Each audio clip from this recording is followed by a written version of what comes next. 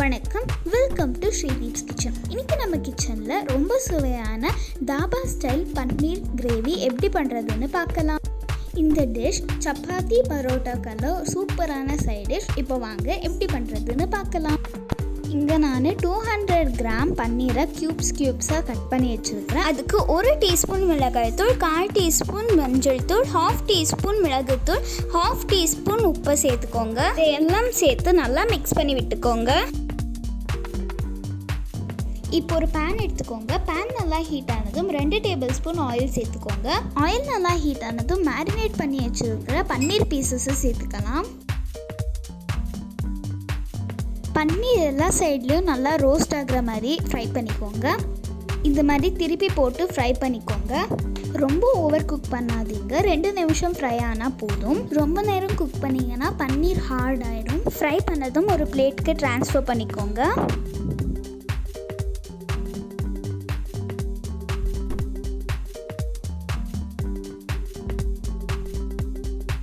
பாருங்க நம்ம பன்னீர் எவ்வளோ சாஃப்டாக இருக்குதுன்னு. இப்போ எல்லா பன்னீரையும் இதே மாதிரி ஃப்ரை பண்ணி எடுத்துக்கோங்க. இப்போ இதே பேனில் கிரேவி செஞ்சுக்கலாம்.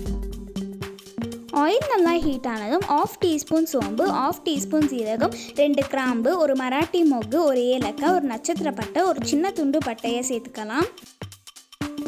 இங்கே நான் 3 பெரிய சைஸ் வெங்காயத்தை பொடியாக நறுக்கி வச்சுருக்கிறேன். அதை சேர்த்துக்கலாம்.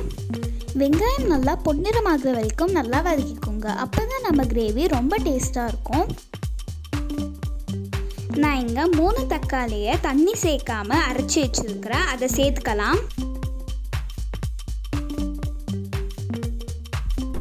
இப்போ இதை நல்லா வதக்கிக்கோங்க. தக்காளியோட பச்சை வாசனை போனதும் 2 டேபிள் ஸ்பூன் இஞ்சி பூண்டு விழுது சேர்த்துக்கோங்க. இஞ்சி பூண்டு விழுதோட பச்சை வாசனை போகிற வரைக்கும் நல்லா வதக்கிக்கோங்க. இப்போ 1/2 teaspoon garam masala, 1 table spoon மிளகாய்த்தூள் உங்கள் காரத்துக்கு ஏற்ப சேர்த்துக்கோங்க.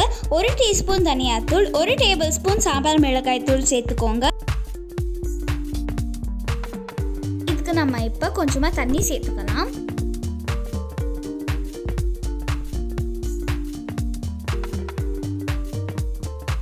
இப்போ இதுக்கு நாம் 2 டேபிள் ஸ்பூன் ஃப்ரெஷ் க்ரீம் சேர்த்துக்கலாம். இது சேர்த்ததும் நல்லா மிக்ஸ் பண்ணி விட்டுக்கோங்க. இதுக்கு நாம் 2 கிளாஸ் தண்ணி சேர்த்துக்கலாம். இதுக்கு 1 டீஸ்பூன் கார்ன்ஃப்ளவர் சேர்த்துக்கோங்க. சேர்த்ததும் கைவிடாமல் நல்லா மிக்ஸ் பண்ணி விட்டுக்கோங்க. இப்போ லிட்டை க்ளோஸ் பண்ணி 10 நிமிஷம் மிதமான தீயில வேக வச்சுக்கோங்க. இப்போ 10 நிமிஷம் ஆயிடுச்சு. இப்போ 1 டேபிள் ஸ்பூன் நெய் இல்லைன்னா பட்டர் சேர்த்துக்கலாம். இப்போ நம்ம ஃப்ரை பண்ணியிருக்கிற பன்னீர் பீசஸை ஒவ்வொன்றா சேர்த்துக்கலாம். பன்னீர் பீசஸை சேர்த்ததும் கொஞ்சமாக கொத்தமல்லி இலைகள், அப்புறமா கசூரி மேத்தி சேர்த்துக்கலாம். இதை சேர்த்ததும் 2 நிமிஷம் அடுப்பில் வச்சுக்கோங்க. அப்புறமா ஆஃப் பண்ணிவிடுங்க. பன்னீரை ஓவர் குக் பண்ணக்கூடாது, இல்லைன்னா ஹார்ட் ஆகிடும். ஸோ அவ்வளோதான், நம்ம தாபா ஸ்டைல் பன்னீர் கிரேவி ரெடி ஆகிடுச்சு. இது நிஜமாகவே ரொம்ப டேஸ்ட்டாக இருந்துச்சுங்க. நீங்களும் இந்த ரெசிபியை உங்கள் வீட்டில் கண்டிப்பாக ட்ரை பண்ணி பார்த்துட்டு எப்படி வந்துச்சுன்னு கமெண்ட் செக்ஷனில் சொல்லுங்கள். உங்களுக்கு இந்த வீடியோ பிடிச்சிருந்துச்சுன்னா லைக் பண்ணுங்கள், ஷேர் பண்ணுங்கள், கமெண்ட் பண்ணுங்கள். மறக்காமல் ஸ்ரீதீப் கிச்சன் சேனலுக்கு சப்ஸ்கிரைப் பண்ணுங்கள். நன்றி, வணக்கம். Have a happy cooking day.